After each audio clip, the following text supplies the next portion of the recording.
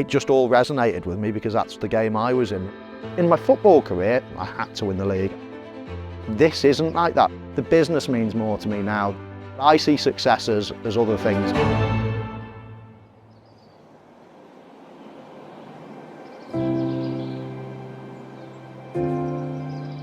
I was always into racing when I was younger. My dad used to have his little bets every Saturday. If I scored on a Saturday, then he'd let me pick one. There's no bones about it to start with. I loved betting. Watching my dad picking horses, why he picked them, how he picked them, was it trainer, jockey, ground. That was what I was really excited about, understanding what makes a horse win. By the time I was 18 and I was fortunate enough to be able to afford a horse, a friend of mine, David Platt, who was an ex-footballer himself, he introduced me to his trainer, who happened to be John Gosden. So I started owning horses there and then, basically. Yeah, I'm here every day that I'm not working. Or you could class it as work, but I don't class it as work.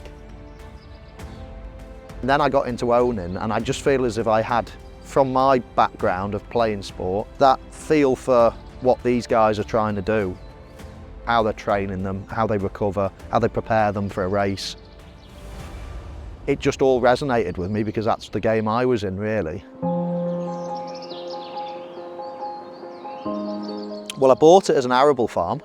So we had 20 horses and then gradually got more and more, and as soon as we got more and more we sort of stuck loose boxes around the place and it started becoming a bit of a mess. Definitely I didn't have the vision to do what we did. And once we got to about 40, I started thinking I could make a business of this, and I thought, sod it, I'm going to do it properly. Started building a warm-up ring, a trotting ring, a gallop, you know, feeding, bedding, barn and stables basically. We've put in a swimming pool, a veterinary centre, vibration pads, 2 new barns, staff accommodation, obviously all the admin side, owner's room. Business has never been something that I've really had and understood. Best thing that I could do is employ all the best people, and that's what I try to do, and we're having a bit of success. I think next is probably more stables. At the end of the day, you know, if you've got 1 horse, you need a gallop. If you've got 200 horses, you need a gallop. I guess the best bit now for me, recruiting owners, hosting owners, just being the face around the place. So this is the owner's room. Obviously we host in here. I just think in this day and age, you've got to be able to host, and this place is built to host people. Long gone are the days where you go to a training yard and you go into the trainer's kitchen, he gives you a cup of tea or she gives you a cup of tea and then it's out to the gallops and then see you later. I mean, you probably need to do a little bit more than that nowadays. So this is the most important thing. This is our wall of fame where all our group winners go.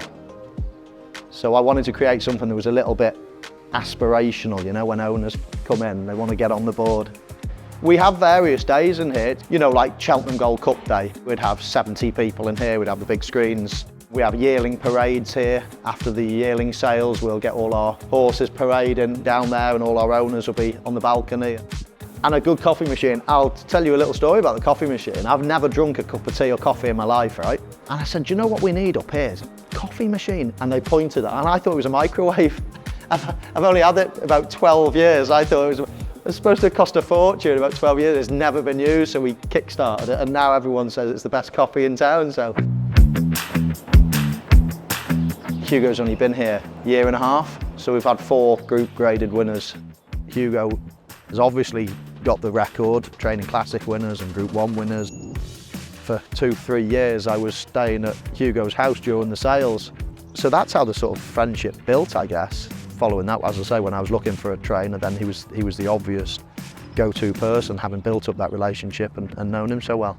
I think it's a good relationship. I stay well clear of of anything to do with training or having a say and things like that.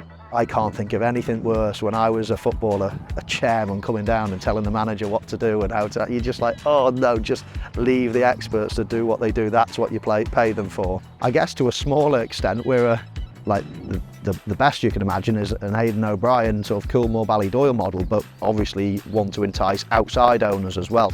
Don't shy away from it, I want us to be the best. I want Hugo to win the Trainers' Championship. Winning the Derby or winning a Guineas, Hugo's already won a 2,000 guineas, but it wasn't trained at Manor House, so I want to get more group success for Manor House.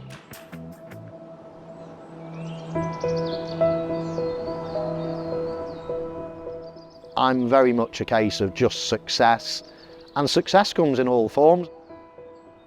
Employing 40-something people and having this place that sends a shiver down my spine when I open the gates every morning, you know, coming in and having a drink with people and seeing they're just so excited to be here, so happy, so appreciative, so loving of their horse.